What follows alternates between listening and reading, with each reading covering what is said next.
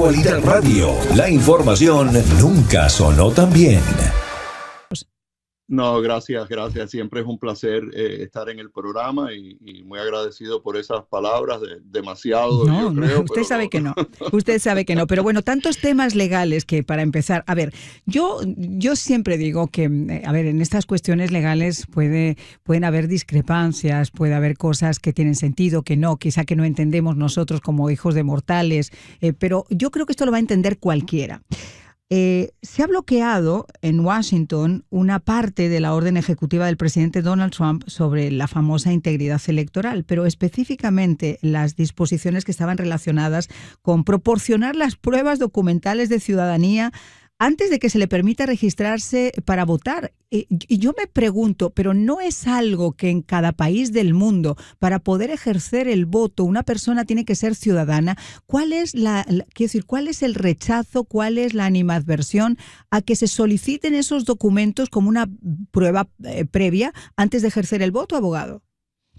Sí, y yo creo que es cierto, y obviamente la idea de votar en los Estados Unidos es que voten los ciudadanos.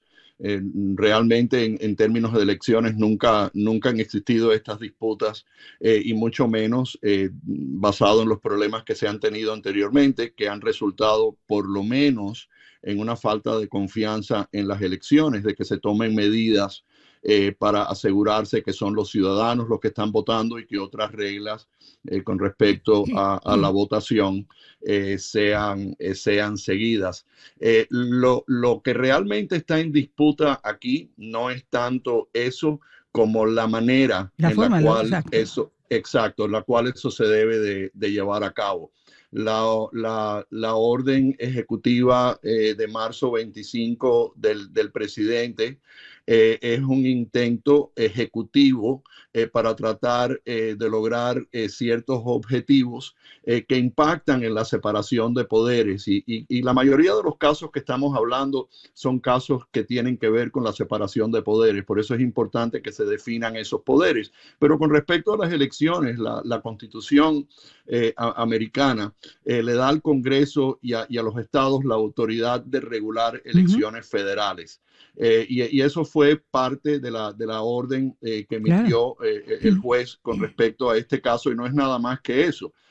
Como la Constitución provee esa directiva, entonces eso quiere decir que el presidente no tiene esa autoridad de regular las elecciones, porque eso viene de la Constitución y viene con respecto a la idea de que hay ciertos poderes que son reservados para los Estados Unidos y otros poderes que son permitidos para los estados, basado en la cláusula de supremacía.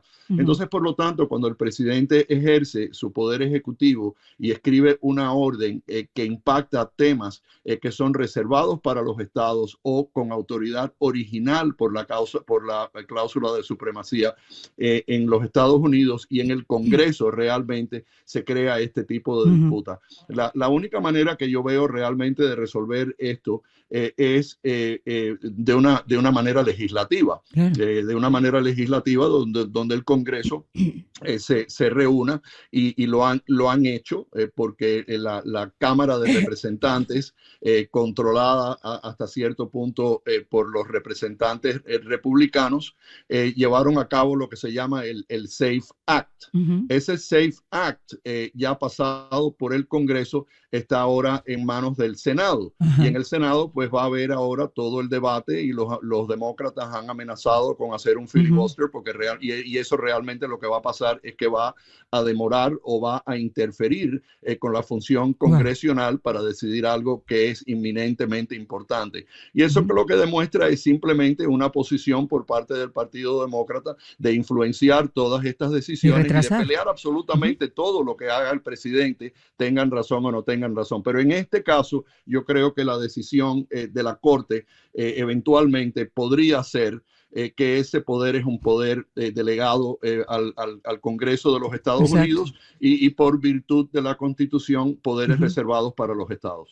Sí, porque yo estaba viendo que eran varias disposiciones las que de alguna forma se habían bloqueado. Creo que había 5 disposiciones, 3 se habían bloqueado, pero había 2 disposiciones en particular que son las que a mí me cuesta trabajo entender. Una era esa disposición que obligaba a la Comisión de Asistencia Electoral a modificar los formularios de registro de votantes nacionales para exigir la prueba documental de ciudadanía, y la segunda era la que buscaba exigir a las agencias federales que ofrecieran el registro de votantes a las personas con asistencia pública para evaluar el estado de ciudadanía del individuo antes de hacerlo. Es decir, en resumen, realmente certificar que este individuo es un ciudadano antes de votar. Pero en otro orden de cosas, y ya que estamos hablando de todo lo que los demócratas están retando en las cortes menores, que habitualmente además se hace en estados, esto debería haber sido, o quiero entender que normalmente no se hace, se puede hacer por aleación, es decir, estos casos pueden caer en diferentes cortes, pero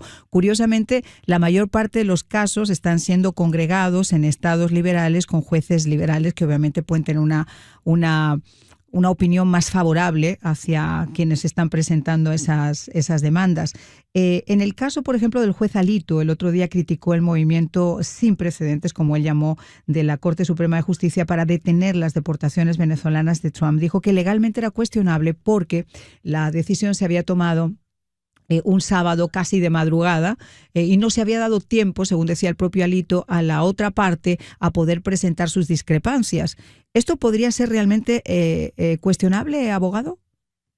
Yo creo que sí, y yo creo que Alito no establece cuál realmente sería su decisión con respecto a esto. Yo creo que Alito lo que argumenta es Alito que... y Thomas, creo que fueron los dos, ¿verdad?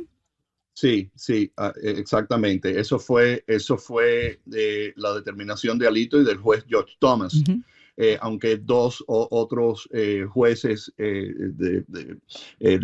conservadores pues tomaron parte de esta decisión, y no quiere decir que eventualmente esta no sea la decisión de la Corte Suprema lo vaya a hacer. Lo que dice Alito es que la decisión por la Corte Suprema, además de lo que estás diciendo con respecto a este caso, que ya la Corte Suprema se había pronunciado con respecto a la idea de que tienes que ofrecerle cierta garantía procesal, claro. Lo que realmente estaba en consideración era de qué forma se iba a hacer eso. Si iba a ser a través de habeas corpus o si iba a ser a través de otro proceso legal para proveerle a estas personas ciertas garantías procesales, y hay argumentos que dicen que no deberían de dárselas porque son personas que están ilegalmente en los Estados Unidos y no tienen recursos. Pero lo que dice Alito es que la decisión de la Corte Suprema tiene dos problemas. Una, que es una decisión prematura con respecto a un punto que todavía las Cortes inferiores no habían decidido, claro. Que es la aplicación de la ley de enemigos extranjeros, que es una decisión que está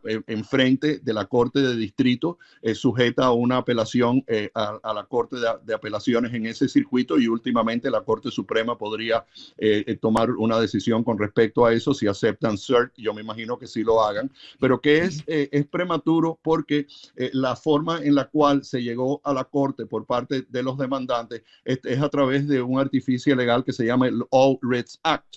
Entonces, ese All Writs Act le da a la Corte Suprema ciertas habilidades de poder intervenir en los casos, pero en este caso todavía la decisión no se había tomado en las Cortes inferiores, y por lo tanto la decisión prematura de la Corte Suprema en no permitir que se utilice el Alien Enemies Act para hacer estas deportaciones le quita o le roba la jurisdicción a las Cortes inferiores de tomar esa decisión primero, y que eso proceda a través de las Cortes de Apelaciones y últimamente a la Corte Suprema si es necesario. Y número dos, la idea de que no se le haya dado al gobierno la habilidad de haber contestado la petición que estaba haciendo los demandantes de forma prematura a la Corte Suprema, es algo que también le roba la habilidad de poder responder y poder ponerle frente a la Corte los puntos que el gobierno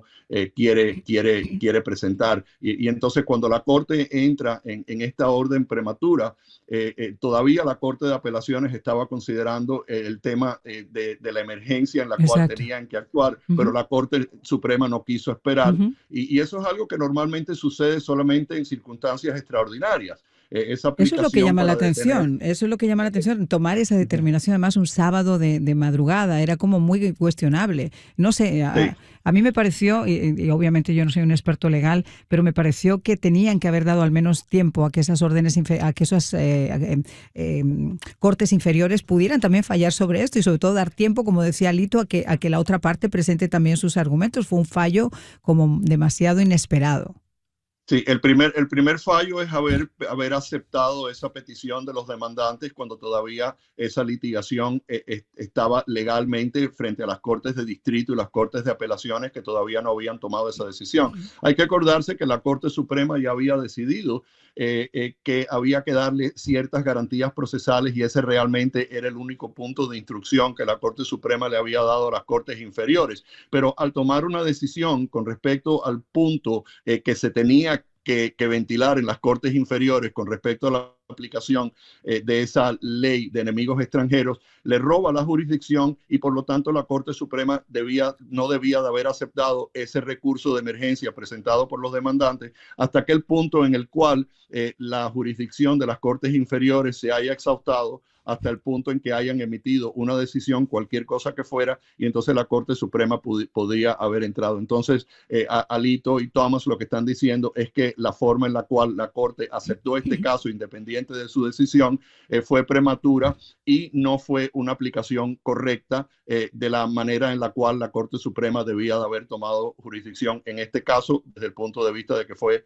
anticipado y además asumiendo que estaba correctamente frente a la Corte y que la Corte tenía esa jurisdicción a pesar de los problemas con las cortes inferiores, que no le permitió al gobierno presentar documentos de la misma manera que habían presentado documentos los demandantes. La Corte no había recibido ninguna respuesta del gobierno con respecto a cuáles eran los hechos que los llevaban frente a la Corte Suprema y tampoco se habían dilucidado ni se habían ventilado por parte de una respuesta del gobierno todos los puntos legales que habían presentado en la aplicación. Entonces, por lo tanto, hay dos problemas serios, uno de jurisdicción y el otro de proceso. Así que en ambas partes esto fue, yo creo, también una equivocación desde el punto de vista de que fue prematuro, pero al final, mira, Marian, estas personas van a seguir siendo arrestadas, Exactamente. van a mantenerse en Exacto. detención, no los van a dejar en la calle y aunque haya un punto de proceso frente a la Corte a decidir, la idea de proteger a la comunidad de estas personas que son miembros de organizaciones delictivas y que han incurrido a los Estados Unidos, han invadido los Estados Unidos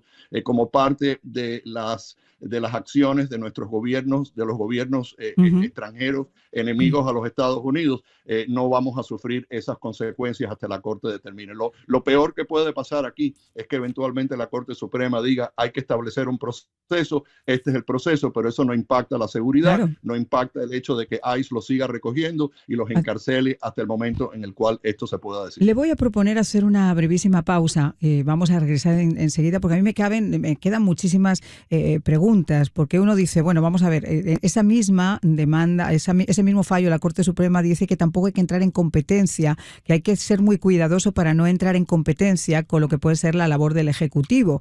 Entonces, ¿hasta qué punto el Ejecutivo puede tener las manos libres para poder dictaminar qué es lo que se tiene que hacer con este tema? ¿Tiene que ser apoyado, reforzado por el Congreso? ¿Será la última palabra la de la Corte Suprema?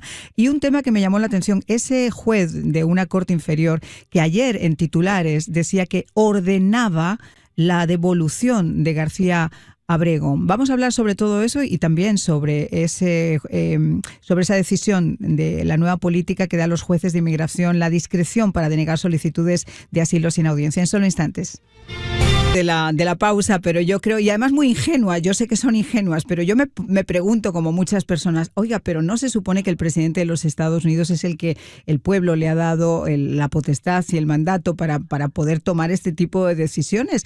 ¿Va a ser la Corte Suprema de Justicia la que tenga que fallar o por el contrario puede ser el Congreso el que le permita al presidente legislar? ¿Cómo funciona eso, abogado?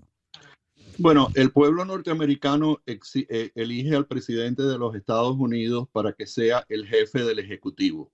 Pero el jefe del Ejecutivo tiene ciertos poderes, como se ha definido en el pasado en ciertas ocasiones, y tiene ciertos privilegios.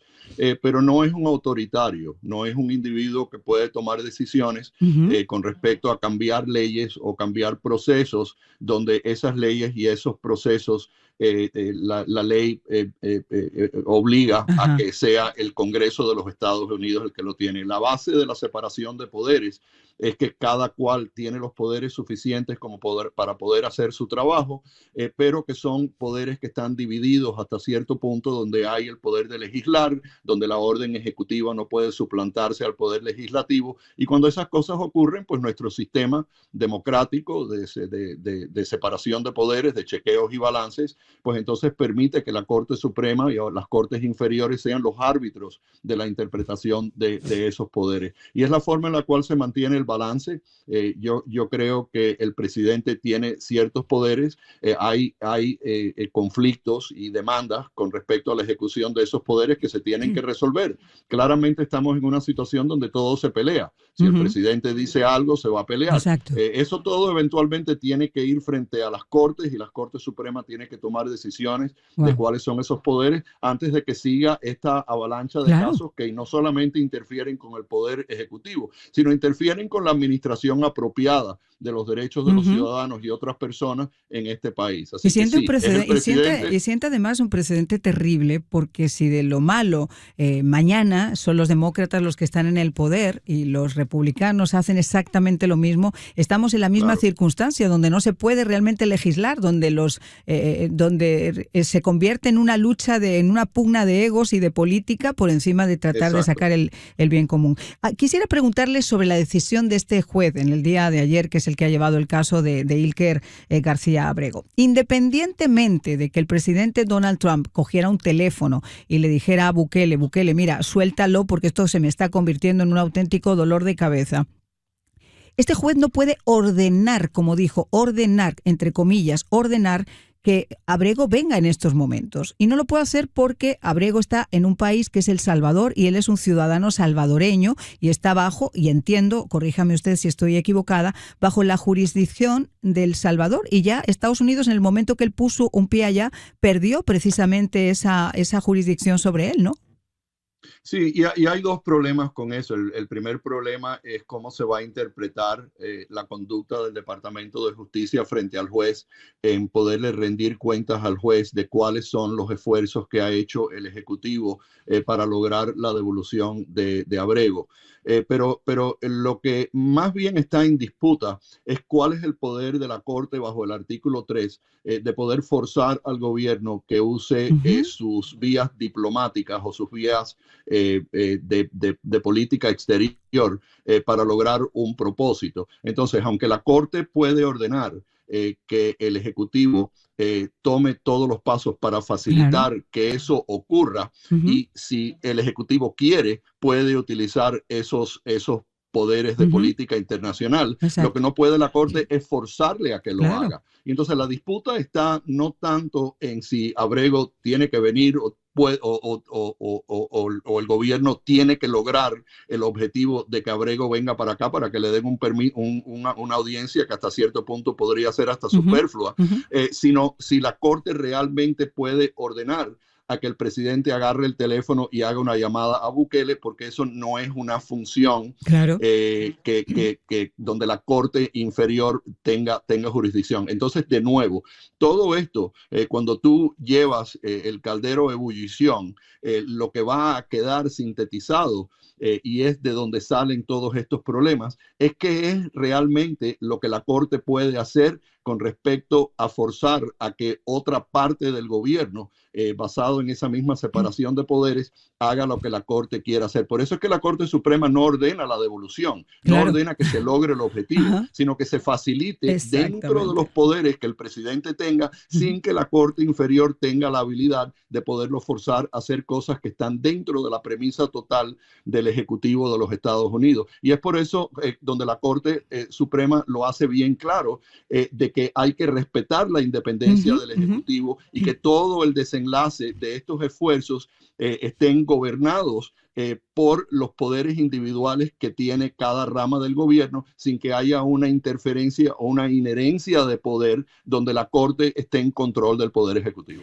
Por cierto, que es que además ya Pavondi, la fiscal general, dijo, bueno, si realmente el presidente Bukele lo quiere dejar en libertad, nosotros facilitamos un avión para recogerlo y traerlo para acá. Por si alguna persona, que yo sé que ustedes nos escuchan casi todos los días, pero por si alguna persona se perdió en algún momento, yo incido, porque creo que es importante y no está saliendo ni en las cadenas nacionales ni en ninguno de estos medios liberales, quién es además este angelito, independientemente de que quizá todo esto se acabaría si se hubiera podido poner ante un juez, se hubiera determinado que realmente el individuo sí cometió todos los delitos que ahora están sobre la mesa y se lo hubiera vuelto a deportar. Eso es aparte, pero ¿quién es este individuo? Este individuo es un buitre, no es ninguna Blanquita Paloma, ni es el hombre de Maryland, como yo les decía.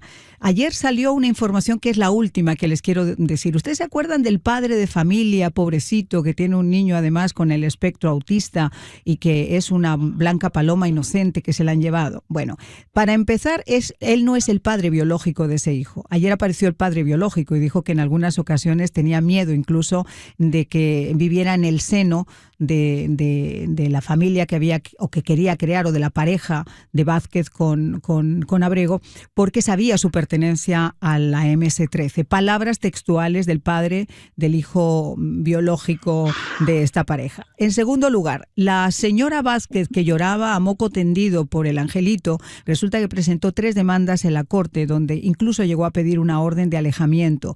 Palabras textuales, abro comillas: le tengo tanto terror que tengo vídeos y fotografías porque sé de lo que es capaz. Después hay informaciones de la policía local que aseguró que le vieron merodeando con unos sospechosos de asesinato y que cuando se acercaron estaban consumiendo y en posesión de drogas en el aparcamiento de un Home Depot. Después, como estos individuos estaban vinculados a un asesinato, le hicieron una entrevista y en esa entrevista sospechaban que este señor podía pertenecer también a la salvatrucha. Lo contrastaron con una fuente que dio determinaciones exactas de cuál era su nombre de guerra, a qué lugar pertenecía, cliché, etcétera, etcétera, etcétera. Después de eso, hace 4 días, también salió otra información de que a Abrego García le detuvieron conduciendo el vehículo de un traficante de personas en la frontera. Es decir, ustedes ya tienen el contexto de quién es el angelito por el que están llorando los demócratas. Ahora, una cosa es lo que dice nuestro abogado, de que la Corte Suprema determina y es más o menos orientativo frente al juez de esta corte inferior que literalmente ordenaba la repatriación de este hombre. Y en otro orden de cosas, hablando de política y antes de despedirme, abogado, sí quisiera hablar de esa decisión, esa nueva política que dan los jueces de inmigración, discreción para denegar ahora las solicitudes de asilo sin una audiencia. Cuéntenos un poquito. Mira, el proceso de asilo es complicado y si miras el Código de Inmigración te vas a dar cuenta que hay ciertos procesos que se llevan a cabo con respecto a tomar esas decisiones.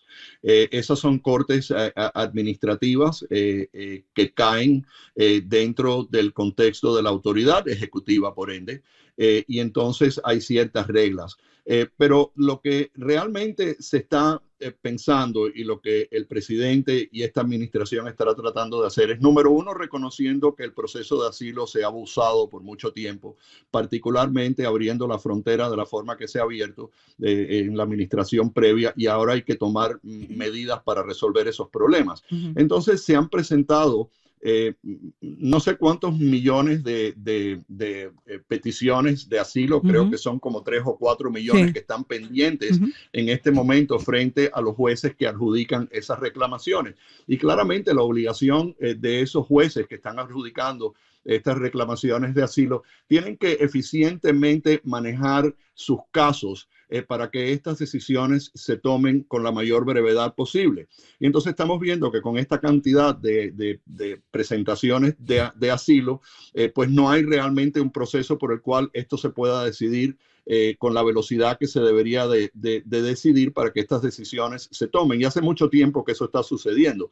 Pero si algo es verdad es que estas aplicaciones las están preparando abogados, las están preparando personas, las están preparando individuos que estarán o no estarán capacitados. Pero ese presentamiento de forma inicial y de forma legal tiene que reunir ciertas características para que sea una aplicación válida. Tiene que estar dentro del año, tiene que alegar ciertos elementos como para que la Corte tenga la habilidad de poder decidir esto es una reclamación apropiada, tiene los ingredientes necesarios como para que esto proceda y por ende esta persona va a tener ciertas audiencias. Pero también los jueces pueden determinar si la presentación de asilo reúne las características legales para que pueda proceder. Y es ahí donde se está sugiriendo de que los jueces tomen decisiones preliminares para determinar si ciertas de estas peticiones